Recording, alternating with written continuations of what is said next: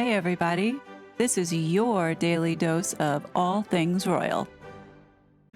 By now, everyone is aware that the ex-royals are going to Europe next month with cameras in tow. Most likely, I expect it to be more of the same virtue signaling and preaching to the impressionable youth in attempts to force people to think that they have all of a sudden changed their selfish ways. We know that it was their PR machine that had broadcasted this out, since People magazine was the first to give all the details of what they were doing and where they're going to be. Sounds like they really don't care about security. Don't be surprised if next month when they go over there, there's going to be all these incidents of being stalked by paparazzi and creating this false narrative so they could add to the case in order to get back their IPP status. Folks, don't fall for it. So according to this People magazine article, it says, the couple will be in Britain in early September for a series of charitable events.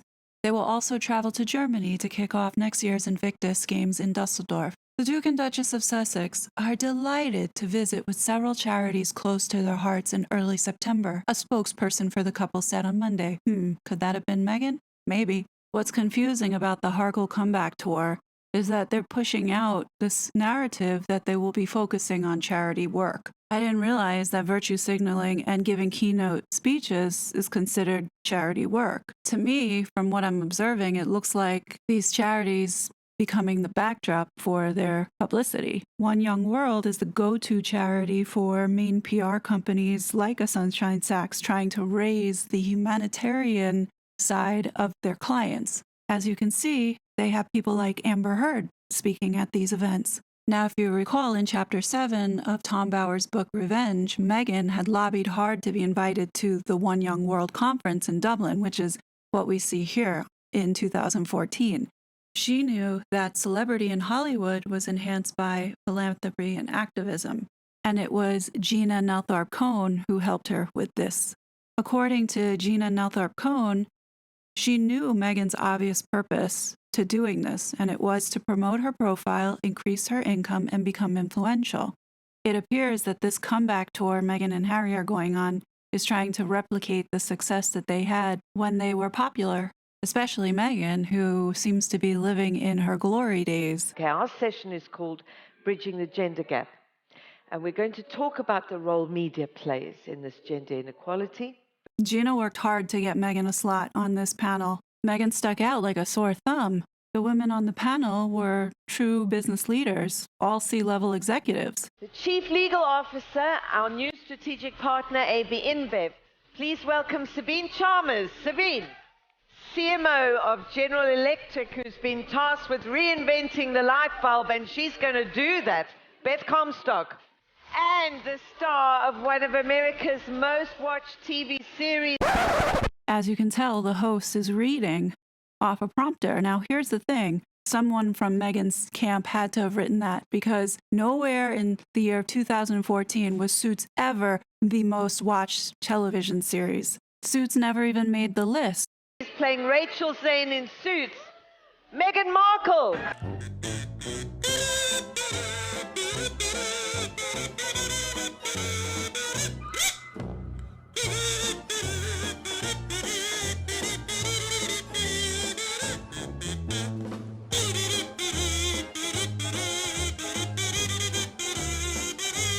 Big cheer.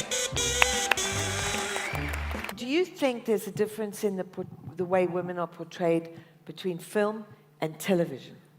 You know, I don't think necessarily the portrayal is different, but I do think that the impact from television is significantly different than film. And by that I mean, you know, if you see a movie star on the big screen, it still feels larger than life. It still feels in some ways removed. But when you're in someone's home on television, it's a very different thing in how it resonates, I think. What's so ridiculous about what she's saying is that she's not taking into account that the television show that she was on a third-rate network. Not many people watch USA Network, especially if people don't have cable. Not many people allowed Meghan Markle into their house on Suits. Look at Bring Back Our Girls, for example, right? Yeah. Which caught on on Twitter, everywhere else, and it becomes so easy to just press retweet and feel as though you've done something. But how is that a call to action? You should ask that question yourself, Megan. You're famous for virtue signaling and preaching to others, almost like a backseat driver, constantly telling people what to do, but do the exact opposite of what you're preaching. There's no doubt in my mind that this keynote speech she's giving on September 5th is going to be more of the same nonsense about gender equality and women having a seat at the table, which, by the way, is not an original thought or concept that Meghan Markle has thought of. She actually got that from Sheryl Sandberg. Watch. Number one, sit at the table. Just a couple weeks ago at Facebook, we hosted a very senior government official, and he came in to meet with senior execs from around Silicon Valley. Taking into account the cultural context of places, right? I mean, as an American, I can't go to Afghanistan and assume that they are going to listen to me in the same way as a woman on the ground there can speak to the community. How is she so ignorant? If she had any clue about culture, she would understand that women in Afghanistan do not have a voice because it is a male-dominated environment. And Beth Comstock's face says it all. I don't think it needs to exist to the same degree. The best example I can use, because I can't speak to music videos. And that's another lie. Meghan was notorious for auditioning for music videos. In fact, she was in Tori Amos's 1000 Oceans video, seen here. I can't believe that There's our Princess Maggot, right there in the front. Is that, look, for the show, for example, this season, every script seems to begin with Rachel enters wearing a towel.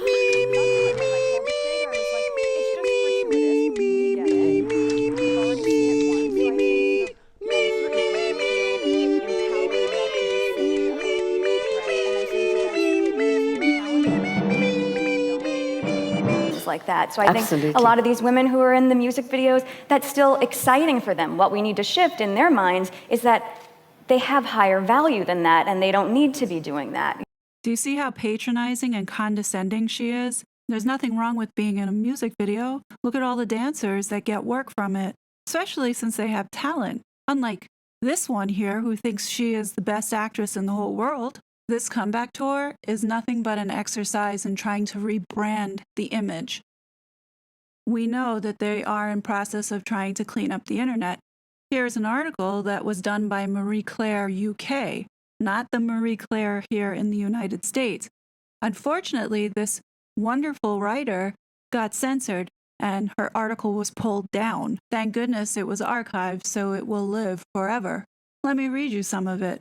The pair have come under fire once again, as royal commentator Daisy Cousins believes author Tom Bower's bombshell book titled Revenge, Meghan, Harry, and the War Between the Windsors, as well as Harry's comments in a recent speech at the UN, has tarnished his credibility.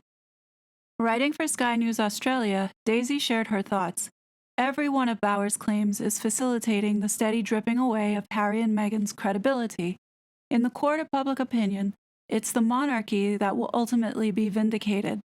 In Harry's speech at the UN, Daisy expressed the 37-year-old royal was lamenting a global assault on democracy and freedom, and proceeded to address transformative measures needed to avoid climate change, which was not up for debate. In her criticism of Harry, who has son Archie and daughter Lilibet with wife Meghan Markle, Daisy shared a sentiment that, needless to say, embodies neither democracy nor freedom. Harry and Meghan have not only been slated for their credibility depleting, but in recent weeks they have been branded insignificant and allegedly have been given a cruel nickname by their neighbors since they quit the royal family and called time on their royal duties in 2020. I find this article is suspicious. For the most part, this article was about Harry and his credibility. In my opinion, a big driving force as to why we're seeing this spiral from Harry is because of Meghan. And they mention nothing about the things that she had done in the book. I mean, far worse than what we've seen Harry do. I honestly believe that he was set up. Now, if you think about it, this was Marie Claire UK. We know that Marie Claire is one of the magazines that they give stories to. So Could it be this another attack on Harry from Meghan's PR team to discredit him? It's sure looking that way because now this is twice an article about Harry gets put up and then pulled down. You gotta wonder, is Meghan sabotaging Harry on purpose by feeding stories to selected news outlets that she has relationships with in order to make him look bad? From what has come out and confirmed from the book, it sure looks like Meghan is capable of doing something like this. And it's sad to know that it's his money that could potentially be going to discredit him in this light. Is it possible that she's going behind his back to sabotage him? Absolutely, it's possible. This woman has been deceitful from day one, so I wouldn't put anything past her, and she could easily be the one who's going behind his back to bring him down because she can't stand that he's getting asked to speak and he's on front covers. She wants to ruin his reputation so she can be put in the spotlight. And that's my opinion. This is just based off of observations of what they keep putting out in the media. What do you guys think? Leave your comments below. I'll be back soon. Bye. I was such a fraud.